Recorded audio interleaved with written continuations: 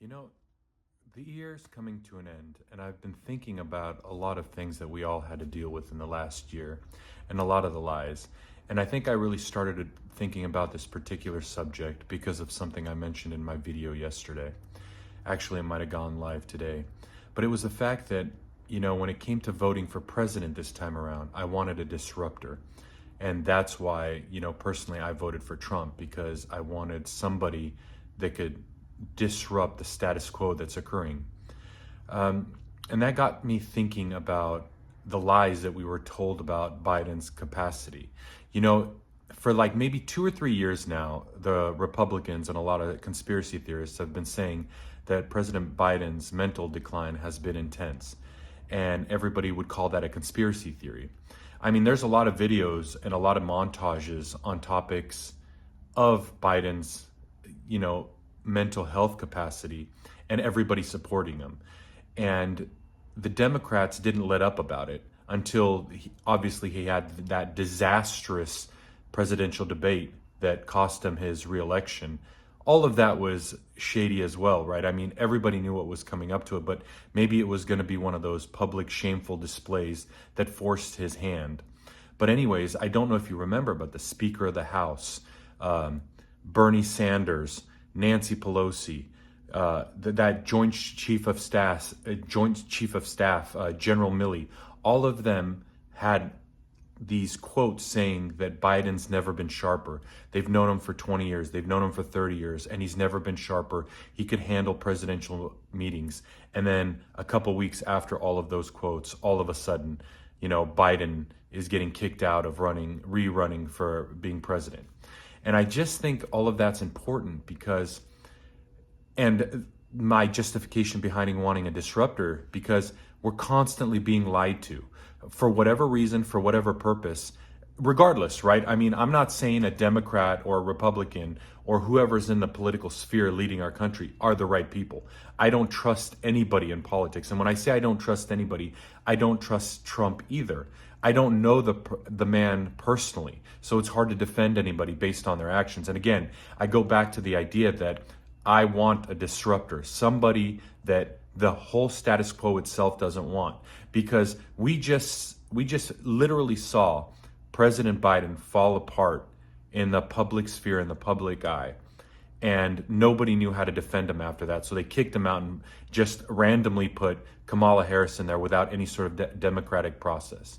But the important part is that all of the leaders, whether they were of the military, speakers of the House, other senators, other branches of government, all of them got together and defended Biden till they couldn't defend him anymore during and after that presidential debate that was so disastrous. And it's important to remember that these people are lying to us at any cost, even when it's plainly in our face.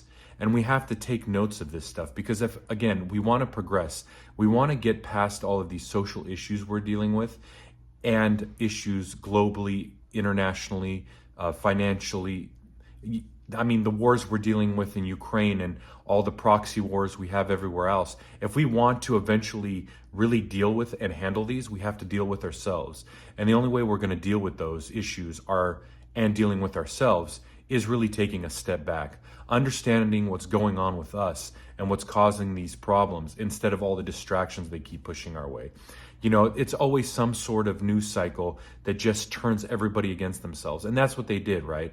I remember 30 years ago or 40 years ago when I was growing up in elementary school, all the education was about bringing us together.